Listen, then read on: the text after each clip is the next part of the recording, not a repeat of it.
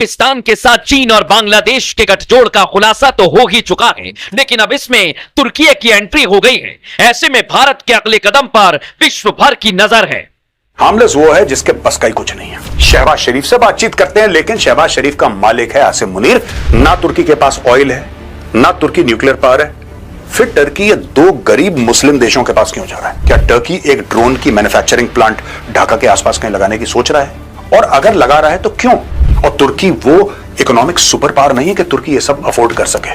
कोई तो है जो पीठ पीछे फंडिंग कर रहा है यार। क्लूजिविटी मतलब अकेला नहीं है, सब मिले जुले हैं, सबके तार जुड़े हैं। अब क्या पता लग रहा है भाई, लॉन्ग रेंज मिसाइल्स देना आपको, आप 1500 किलोमीटर की मारक क्षमता वाली मिसाइल्स आप दे रहे हैं ग्रीस को, क्यों दे रहे हैं? अब पता लग रहा है कि साइप्रस को भी हथियार दे रहा है भारत। तुर्की सपोर्ट करेगा बांग्लादेश और पाकिस्तान को, भारत उतना सपोर्ट करेगा ग्रीस को और साइप्रस को। कुछ ऐसी मैसेजिंग होती है जिससे चाइना को बहुत दर्द होता है, बहुत दुख होता है। अरुणाचल प्रदेश को चाइना साउथ टिबेट बोलता है, कहता है ये भी हमारा हिस्सा है, लद्दाख भी हमारा हिस्सा है, उत्तराखंड के ये इलाके भी हमारे हिस्से हैं। चीफ मिनिस्टर अरुणाचल प्रदेश ये कहता है कि हमारा बॉर्डर तो चीन के साथ है ही नहीं, हमारा बॉर्डर तिब्बत के साथ है। चाइना कितनी मौतें मरा होगा। कि चाइना, पाकिस्तान और बांग्लादेश का जो कॉम्बिनेशन बन रहा है वो भारत की सुरक्षा के लिए बहुत खतरनाक है। डर यह है कि कभी किसी लड़ाई में तीनों फ्रंट एक साथ खुल जाएं। अभी तक यह रहा कि बांग्लादेश कभी इसमें शामिल नहीं हुआ। जब बांग्लादेश वाला युद्ध पाकिस्तान के साथ हुआ था उसमें चीन शामिल नहीं हुआ, तो हमें एक जगह कंसंट्रेट करना पड़ता था। दरअसल पाकिस्तान का जो विभाजन हुआ था, जिसमें बांग्लादेश अलग से बना था, उसका सबसे बड़ा फायदा भारत को यही हुआ कि जो दो तरफ से वो घिरा हुआ था अब वो नहीं रह गया। लेकिन मोदी सरकार ने जो अपनी विदेश नीति अपनाई है, जो डिप्लोमेटिक फेल्योर हुआ है, उसकी वजह से अब यह खतरा बेहद खतरनाक बनकर सामने आ गया। हम ये बात कह रहे थे तो बहुत सारे लोग कहते थे आपको डिप्लोमेसी क्या पता है, आप ये कह रहे हैं, आप वो कह रहे हैं। लेकिन अब भारत के chief of defence staff CDS general Anil Chauhan ने यह बात कही है, और यह बात भी उन्होंने कही है ऑब्जर्वर रिसर्च फाउंडेशन, जो कि एक थिंक टैंक है, उसकी एक पत्रिका, उसकी जो सालाना एक रिपोर्ट आती है, उस रिपोर्ट के विमोचन का अवसर था दिल्ली में। और वहां पर उन्होंने यह बात कही, उन्होंने कहा कि चीन, पाकिस्तान और बांग्लादेश के बीच अगर किसी भी तरह का रणनीतिक सहयोग होता है तो उसका सीधा असर भारत की सुरक्षा पर पड़ेगा। यह वही बात है जो हम लोग लंबे समय से दोहरा रहे थे। और फिर बता दूं कि सीडीएस कोई मामूली नहीं होते हैं। हमारी तीनों आर्मीज में जो सबसे सीनियर होता है, सबसे ज्यादा डेकोरेटेड जो ऑफिसर होता है, वो ऑफिसर सीडीएस बनता है हमारी तीनों सेनाओं का चीफ। अगर वो यानी कि हमारे chief of defence staff CDS general Anil Chauhan ये बात कह रहे हैं तो ये बात समझने वाली है कि कितनी खतरनाक बात है। अभी पाकिस्तान के साथ जो स्कर्मिश चली है, जो झड़प हुई है, 87 घंटों के लिए जो झड़प चली है, उसमें यह खतरा ज्यादा खतरनाक होकर हमारे सामने आया है। जनरल साहब ने कहा कि पाकिस्तान का 80-90% जो हथियार है वो चाइना से आता है। तो चाइना एक तो पाकिस्तान को हथियार जबरदस्त दे रहा है, बदले में बलूचिस्तान हो, चाहे एनडब्ल्यूएफपी हो, चाहे दूसरे इलाके हो, इन इलाकों में चीन ने जबरदस्त इन्वेस्टमेंट किया है जिसका प्रॉफिट वो लेके जा रहा है। यानी चाइना पाकिस्तान के बीच में जो दोस्ती हुई है उसको आप कह सकते हैं ऑल वेदर फ्रेंडशिप। यह ऐसी दोस्ती है जिसमें चीन लगातार खड़ा रहा पाकिस्तान के साथ। बीच में यह भी खबर आई कि हमारा इंटेलिजेंस इनपुट भी जो है वो चाइना को उसने अवेलेबल कराया। एक और हमारे जो आर्मी ऑफिसर हैं इंडोनेशिया में, उन्होंने यह बात कही थी। उन्होंने जो बात कही थी उसमें बिल्कुल साफ था कि इस युद्ध में चीन डायरेक्ट तो सामने नहीं आया, लेकिन इनडायरेक्टली वो पाकिस्तान को हर तरह की मदद पहुंचाता रहा। और वहां के मंत्रियों ने साफ साफ बयान दिया कि हम हर हाल में पाकिस्तान के साथ हैं।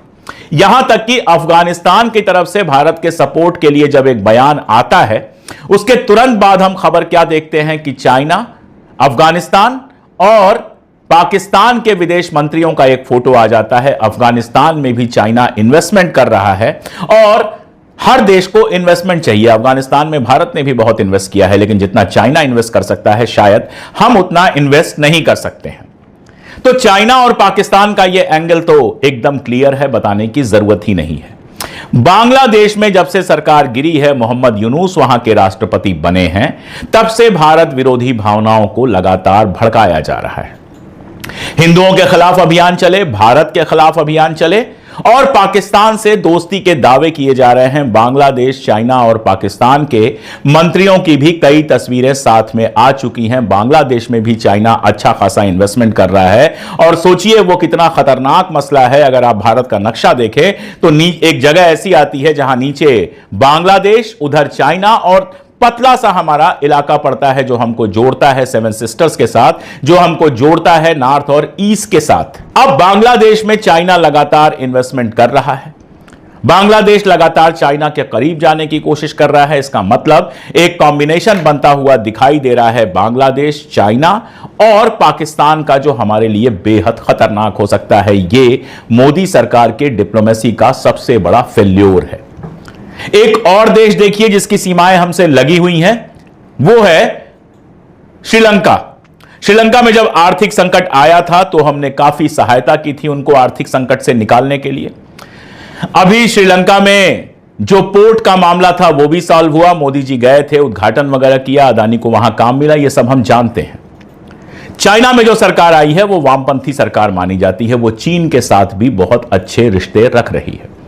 उसके रिश्ते पाकिस्तान के साथ भी बुरे नहीं हैं और बांग्लादेश के साथ भी बुरे नहीं हैं। मैं 1971 याद दिला दूं कि 1971 में जब भारत ने अपना एयर स्पेस बंद किया था इंदिरा गांधी जी ने, ताकि सीधे पाकिस्तान, बांग्लादेश अपनी जहाजों को ना भेज पाए, उस समय हो यह रहा था कि पाकिस्तान से जहाजें श्रीलंका जाती थी और वहां फ्यूलिंग वगैरह करके, फ्यूल वगैरह भरा के बांग्लादेश आती थी। इंदिरा गांधी ने जब कहा श्रीलंका से, तो श्रीलंका ने अपना एयर स्पेस या अपने अड्डों पर पाकिस्तानी जहाजों के रुकने पर पाबंदी लगा दी, जिसके चलते उनको पूरा इलाका घूम के आना पड़ता था, जिसका फायदा हमको 71 के युद्ध में मिला। लेकिन आप देखिए भारत और पाकिस्तान का जब स्कर्मिश होता है, 87 घंटे ये बवाल चलता है, श्रीलंका उस समय हमारे पक्ष में कोई बयान नहीं देता है। श्रीलंका ने भारत और पाकिस्तान दोनों से बराबर की दूरी बना के रखी और मैं बता चुका हूं कि श्रीलंका के अंदर भी चाइना का इन्वेस्टमेंट जबरदस्त है। यानी अगर संघर्ष की कोई स्थिति आती है तो वहां से भी हमें कोई मदद मिलने की उम्मीद नहीं है। मुझे नहीं लगता कि वो पाकिस्तान की मदद करेगा, लेकिन हमारी भी मदद नहीं करेगा। यानी सारे पड़ोसियों को हमने हाथ से खो दिया। चंद सेकंड बाद चलेंगे वीडियो के बकिए से की तरफ, लेकिन उससे पहले बात की जाए कि भारत की तबाही की घंटी बज गई है। पाकिस्तान, चीन, बांग्लादेश की नई जंगी हिकमत अमली सामने आई है। आइए देखते हैं कि मजीद इसके ऊपर भारतीय मीडिया का क्या रद्द अमल है। देश के लिए क्या खतरा है वो आपको बताने वाला हूं और आपको क्या करना है ये भी आपको बताने वाला हूं। हमारे चीफ ऑफ डिफेंस स्टाफ ने देश को तैयार रहने के लिए कहा है। आप लोगों से कहा है कि आप तैयार रहिए। इसलिए मैं आज कह रहा हूं, दुश्मनों हो जाओ खबरदार, क्योंकि दुश्मन हर एक जगह छिपे हुए हैं। आपको पता है दर्शकों, आपने भारत का नक्शा देखा है ना, उसमें दिखता है हमारे पड़ोसी, कई सारे पड़ोसी मुल्क हैं, लेकिन ये पड़ोसी नहीं है। हमारे पास धोखेबाज पाकिस्तान है, हमारे पास चालबाज चीन है और एक है चाटुकार बांग्लादेश। ये कभी भी पलटी मार सकता है, पता है आप। और इन्हीं से सावधान कर रहे हैं हमारे CDS, chief of defence staff. ये बांग्लादेश, मैं इसे चाटुकार क्यों कह रहा हूं, ये हर उस देश का चाटुकार बनेगा जो भारत के खिलाफ है, और ये बांग्लादेश कर रहा है। इसलिए मैं कह रहा हूं आप लोगों को, इसलिए आज बता रहा हूं, ये बांग्लादेश अब तुर्की के साथ आ गया है, पता है आप। और मैंने आपसे पहले भी कहा था, ये तुर्की आस्तीन का सांप है। आज फिर कह रहा हूं, ये तुर्की आस्तीन का सांप है और आगे भी रहेगा। ये सब मिलकर भारत के खिलाफ साजिश रच रहे हैं। लेकिन मैंने कहा ना, दुश्मनों हो जाओ खबरदार। ये लोग साजिश रच रहे हैं, ये आज मैं नहीं कह रहा, ये भारत के chief of defence staff general Anil Chauhan का कहना है। यही नहीं, तरह तरह के जो दुश्मन हैं वो सारे साथ आ गए हैं। लेकिन आपको चिंता की जरूरत नहीं है। लेकिन हां, आपको एक काम करना होगा, लिख लीजिए इसके लिए आपको और हमें मिलकर भारत की सेना का मनोबल बढ़ाना होगा। पाकिस्तान झूठ पर झूठ बोल रहा है, भारत के खिलाफ दूसरे पड़ोसियों के साथ मिलकर साजिश कर रहा है। ऐसे में पाकिस्तान, चीन, बांग्लादेश, तुर्की, इन सब से निपटने के लिए भारत खुद को और मजबूत करेगा। मेरा ये मानना है कि इसमें खाली सेनाओं का सजग रहने से काम नहीं चलेगा। ऐसे में पूरे देश को सजग रहना जरूरी है। पूरे देश को, जिसको कहते हैं कि एकजुट होके आगे बढ़ना, इंडस्ट्री के क्षेत्र में आगे बढ़ना, आत्मनिर्भरता के क्षेत्र में आगे बढ़ना, इसमें ही सेनाओं को भरपूर मदद मिलेगी। मेड इन इंडिया हथियारों पर भारत का फोकस बढ़ रहा है, इससे मजबूती मिल रही है। ये साफ है कि भारत दबने वाला नहीं है, अपने तरीके से इन दुश्मनों को इनकी हैसियत याद दिलाएगा। भारत का तोड़ न चीन के पास है न तुर्की के पास। भारत की सुरक्षा को लेकर एक बड़ा इशारा हाल ही में देश के सबसे बड़े सैन्य अधिकारी ने दिया है। चीफ ऑफ डिफेंस स्टाफ यानी CDS जनरल अनिल चौहान ने साफ साफ कहा कि अगर चीन, पाकिस्तान और बांग्लादेश अपने आपसी फायदे के लिए एक दूसरे के करीब आते रहे तो इसका सीधा असर भारत की सुरक्षा और अंदरूनी स्थिरता पर पड़ सकता है। ये बात उन्होंने मंगलवार को एक थिंक टैंक के प्रोग्राम में कही। जनरल चौहान ने 7 से 10 मई के बीच हुए भारत पाकिस्तान टकराव का जिक्र करते हुए बताया कि ये शायद पहली बार हुआ है जब 2 परमाणु हथियार रखने वाले देश आमने सामने आ गए हों, यानी मामला छोटा नहीं था। जरा भी चूक होती तो हालात बहुत बिगड़ सकते थे।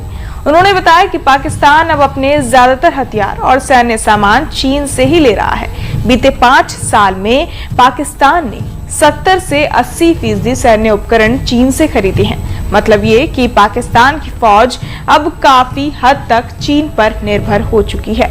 यही नहीं, कई चीनी सैन्य कंपनियों की पाकिस्तान में व्यापारिक हिस्सेदारी भी है। इससे साफ पता चलता है कि दोनों के रिश्ते कितने गहरे हो गए हैं। जनरल चौहान ने यह भी कहा कि हिंद महासागर के आसपास के कई देशों की आर्थिक हालत खराब है। ऐसे में बाहर की ताकतों को वहां घुसपैठ करने का मौका मिल रहा है, जो भारत के लिए चिंता की बात है। जनरल चौहान का बयान ऐसे समय में आया जब भारत की विदेश नीति को लेकर लगातार सवाल खड़े किए जा रहे हैं। विदेश मंत्री जयशंकर की आलोचना हो रही है। बेवजह जयशंकर को बॉस की तरह पेश किया जा रहा है, लेकिन जमीनी स्तर पर हमारे जो पड़ोसी देश हैं उनसे हमारे रिश्ते लगातार खटास की तरफ बढ़ रहे हैं। ये एक कड़वी सच्चाई है जिसे CDS ने अपने सैन्य दृष्टिकोण से सामने रखा है। जनरल चौहान ने साफ कहा है कि अगर चीन, पाकिस्तान और बांग्लादेश किसी भी तरह के रणनीतिक सहयोग में आते हैं, खासकर बांग्लादेश की राजनीतिक अस्थिरता और जो शेख हसीना है उनकी भारत में शरण लेने की बातें इस खतरे को और गहरा कर रही हैं। यह संकेत है कि बांग्लादेश धीरे धीरे भारत के प्रभाव क्षेत्र से खिसकता जा रहा है। उन्होंने बीजिंग और इस्लामाबाद की मिली भगत का जिक्र करते हुए कहा कि पाकिस्तान ने पिछले 5 सालों में अपने 70 से 80% सैन्य उपकरण चीन से खरीदे हैं। इससे यह बात साफ है कि बीजिंग और इस्लामाबाद की नजदीकी सिर्फ कूटनीतिक नहीं बल्कि सैन्य स्तर पर भी खतरनाक रूप से मजबूत हो रही है। जनरल चौहान ने भारत और पाकिस्तान के बीच पहलगाम आतंकी हमले के बाद 7 से 10 मई के सैन्य संघर्ष का जिक्र करते हुए कहा कि यह पहली बार था जब 2 परमाणु हथियार संपन्न देश सीधे तौर पर संघर्ष में शामिल हुए। उन्होंने बताया कि भारत ने ऑपरेशन सिंदूर के जरिए पाकिस्तान को जवाब देते हुए आतंकवादी ठिकानों को नेस्तनाबूद किया। अब युद्ध सिर्फ सीमा पर नहीं लड़ा जाता बल्कि साइबर अटैक, ड्रोन, मिसाइल और हाइपरसोनिक हथियारों से भी लड़ा जाता है। आज जब पड़ोसी देश एक दूसरे के करीब आ रहे हैं, भारत को दोहरे मोर्चे के लिए न सिर्फ सैन्य बल्कि कूटनीतिक स्तर पर भी तैयार रहना होगा, क्योंकि सिर्फ रील्स और बड़े बड़े भाषणों से ना विदेश नीति चलती है और ना ही देश की सीमाएं सुरक्षित रहती हैं। जनरल अनिल चौहान का यह बयान कोई मामूली चेतावनी नहीं है बल्कि भारत की वर्तमान विदेश नीति की कमजोरियों पर एक सीधा और गंभीर इशारा है। मुसलमान देश उस देश के चमचे हैं जो नफरत करता है इस्लाम से, और तीसरा जो कूद पड़ा है वो भी इस्लामिक देश है, टर्की। तो अभी जो हम देख रहे हैं सिचुएशन, हमारी टर्की की परवाह मत करिए, वो तो बहुत दूर है हमसे, वो कुछ नहीं कर पाएगा। पाकिस्तान अकेले उसमें दम नहीं है, बहुत पिटाई हुई थी उसकी ऑपरेशन सिंदूर में। बांग्लादेश बीच में फुदक रहा है, 2-4 झापड़ पड़ेंगे वो सही हो जाएगा। तुर्की पाकिस्तान के साथ अपने रक्षा मेल जोल को बढ़ा रहा है, यानी सरहद के उस पार हलचल तेज है। इसी का नतीजा है कि तुर्की के विदेश मंत्री पाक की धरती पर पहुंच गए हैं। खबर है कि पाकिस्तान के साथ तुर्की रक्षा सहयोग बढ़ा रहा है। ये गठजोड़ और मजबूत होता दिखाई देगा। ये तुर्की वही है जिसने ऑपरेशन सिंदूर के दौरान पाकिस्तान की मदद की थी। ठीक उसी तरह चीन भी पाकिस्तान की मदद कर रहा था, लेकिन भारत ने परमाणु ताकत की धौंस दिखाने वाले पाकिस्तान और उसके सहयोगियों को ध्वस्त कर दिया था। I think Operation Sindoor is the only example of a conflict between two nuclear weapon states. There have been hundreds of conflicts ever since nuclear weapons have been invented, but only one of the belligerents could have been a nuclear weapon state, the other one normally not. So India has also said that that it will not be deterred by nuclear blackmail. So I thought that I'll clarify a bit on this and give you my take on this. Pakistan, China, Bangladesh, तीनों में से किसी एक पर भी अगर हमला होगा तो तीनों का जोरदार जवाब होगा। मोदी सरकार लर्ज उठी। मजीद अगर इस तरह की रिएक्शन वीडियो देखनी है तो हमारे चैनल आदि न्यूज़ को सब्सक्राइब कर लें। वीडियो पसंद आई हो तो वीडियो को लाइक और दोस्तों के साथ शेयर ज़रूर कर लीजिएगा।